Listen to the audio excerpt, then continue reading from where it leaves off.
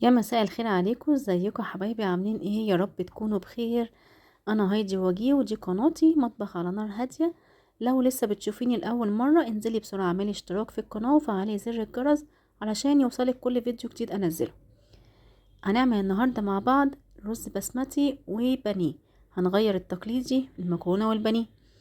انا هنا جبت ربع كيلو من الرز البسمتي، وده عامل 10 جنيه. ربع كيلو يعني كيلو الرز ب40 جنيه. انا جبت ربع كيلو، كوبايه ونص بالظبط. عندي ملح وفلفل اسود وبهارات، سوري مش بهارات، كاري وبابريكا وزعفران، وكمان سنة قرفة بسيطة ومش هتبان في الطعم، ما تخافيش. انا زيك ما بحبش القرفة، بس بجد طعمها فارق جدا في الوصفة دي.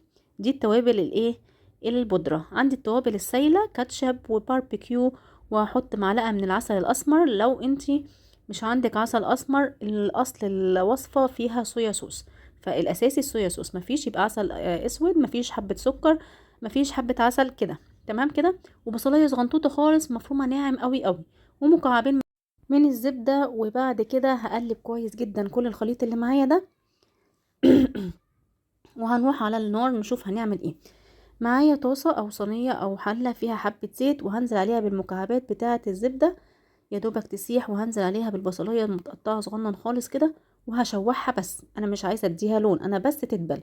اوكي كده، هديها تقلبتين وانزل بكل المكونات التوابل اللي عندي علشان بس تاخد ريحة النار كده وريحتها تبدأ تطلع.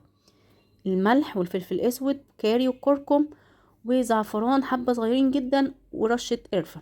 تمام كده. نزلت بعد كده بالسوائل او الصوصات اللي عندي وقلبت. في ناس ممكن تنزل بالمية في المرحلة دي، انا نزلت بالرز. هديها تشويحة عشان تاخد كل ريحة التوابل وكل الحاجات الحلوة دي. وبعد كده اخدت 3 كوبايات مية. الرز كان عندي كوباية ونص، اخدت عليه 3 كوبايات مية. تمام كده.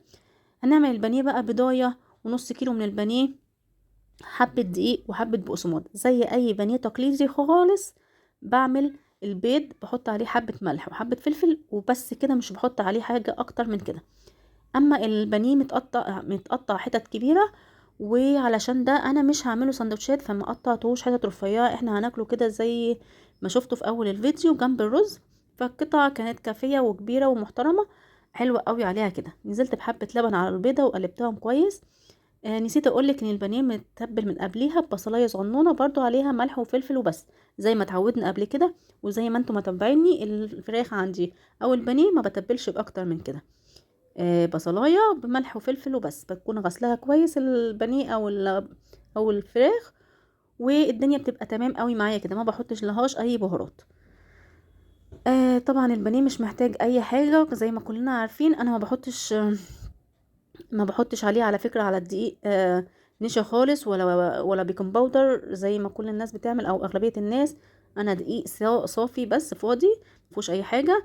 وبعد كده بيضة عليها لبن، عشان نوفر برضو البيض، وعلشان اللبن بيدي تماسك على الجلدة، على يعني على اللحم نفسه. ومن اللحمة سوري اخد الفرخة او البانيه على الدقيق، وبعد كده البيض، وبعد كده بنزل على البقسماط وفي طاسة فيها حبة زيت سخنين، وبنزل احمر. ادي البانيه بتاعنا. تعالوا بقى نسمع القرمشة. تعالوا مع بعض نسمع، اسمعكم صوت القرمشة بتاعت البانيه. كده ايه حركاته؟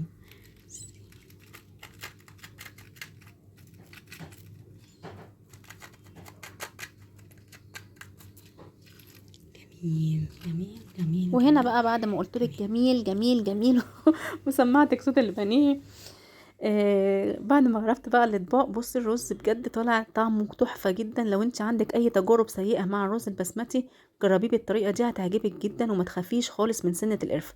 بصوا مفلفل مستوي كويس مش ني، وكمان طلع الواحده بوحدتها، لونه جميل جدا جدا وطعمه لذيذ جدا قوي. جربيه بالطريقه دي واكيد مش هتندمي. تمام كده تمام. لو انت بقى واصل لغايه هنا، ما تنسينيش في اللايك والشير. ولو لسه ما اشتركتيش في القناه وعماله تتفرجي على الفيديو، انزلي بسرعه دوسي على كلمه اشتراك تحت وفعلي زر الجرس عشان كل الفيديوهات الجديده توصل باول باول. اشكركم جدا وباي باي.